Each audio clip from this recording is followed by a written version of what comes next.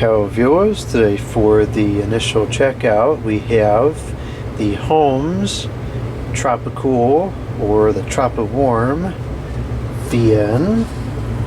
This is, I believe it's a 7-inch VN. It is model number HANF-47 type FA002. Made in China. Great. It is an electric fan and it does draw 0.45 amps AC only, and the UL sticker indicates it was made in 10 of 1998, probably sold in the summer of 99. And it's got like a plastic feet on the front, but then it's got a little soft thing on the back. This is a pretty cool fan. I've been looking for one of these for many years. I remember seeing these back in the day. I think they were still sold in the stores. And there was a number of different colors. I know there was also a green one. There might have been one that was darker than this, like a purple one perhaps. Maybe there was ones that had different blades and different colors. I don't really remember, but I know there were several different schemes.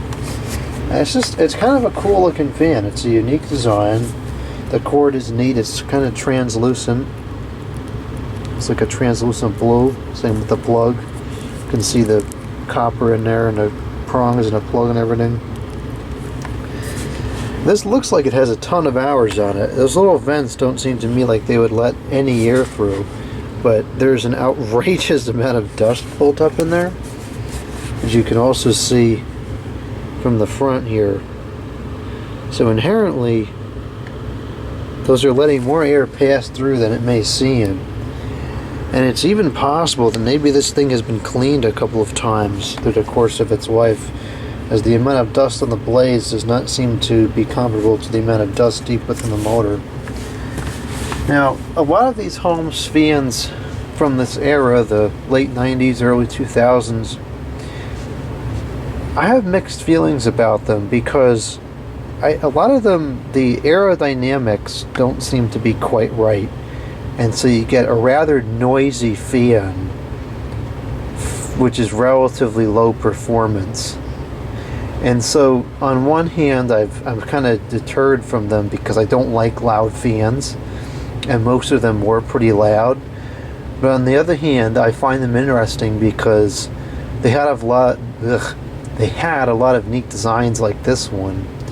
And let's keep in mind that this fan is well over 2 decades old, and you can see the bearings are perfectly free still. So they weren't absolute garbage quality. And the fact that it still runs well over 2 decades later, I'm sure this was probably never lubricated in its lifetime, and it definitely has a lot of hours on it, but it still runs. So, well, actually we don't know that it runs. It still seems like it should run. So it's probably not loud and doesn't move a whole lot of air, but at least the build quality, even though the aerodynamics aren't quite right, at least the build quality is decent. And that's a lot more than can be said about most of the stuff sold today. So let's go ahead and plug this thing in and see how it operates. It is a 2-speed model, and this is not plugged in. Let's correct that. Okay, now it's plugged in, and it is operating. Right now we are at 120 volts on the nose.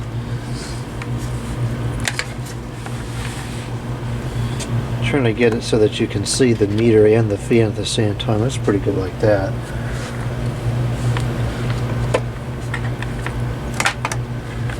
Okay, so we'll go over to amps because that's what the rating is in, so we can compare how it is to how much it draws in relation to what it's claimed to draw. And we'll start it up on the low.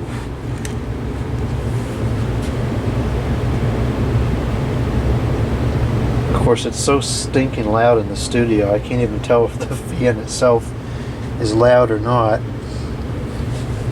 Doesn't seem like it's very loud at all, although the performance is pretty pitiful. And even if you were sitting a foot away from this thing, it's still pretty bad. I don't think this is what a Tropican island sound feels like. Feels like the desert in front of this thing. Yeah, this is definitely tropical warm. This thing ain't keeping you cold at all. It's pulling 0.21 amp. Let's go up to high, which is equally as disappointing. Airflow is just abominable. And it is pretty loud. I can hear it. It's not as loud as I thought it would be, but it is loud for the amount of air that's being moved. It's pulling 0.32 amps, which is considerably less than what it's rated for.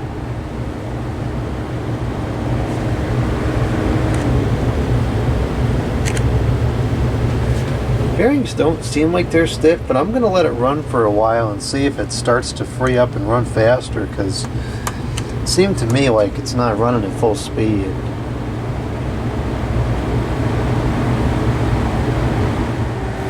Alright, it's been running for a few minutes. It's gotten significantly louder. At least it certainly seems to have. And it's moving more air. It's still unimpressive, but it's moving more air. At least if you sit in front of this, you're going to feel the air. You may also get a headache, but you will feel a little bit TropiCooler.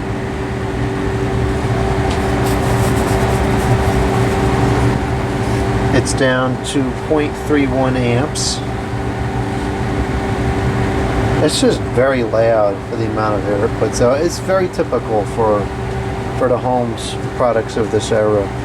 This is pretty much exactly the noise level and the performance that I expected. And of course, it'll perform a little bit better once the unit is cleaned up. As far as the balance goes, I'm impressed.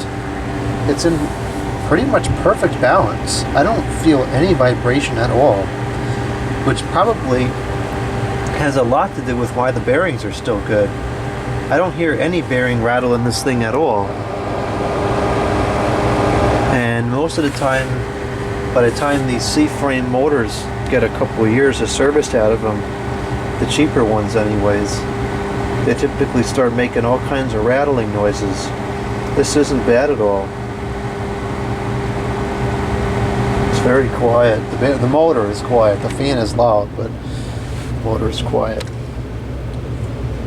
And the bearings are generally pretty free. So that's a cool fan. I'm glad I found one. I definitely want to get the other colors, even though it's not really a great performance fan. It's still a very neat design, and it's very typical of Holmes for the era. And I'm just now noticing the blades, in fact, are translucent. I didn't realize that. Blades are translucent. That's pretty cool too. Very neat fan.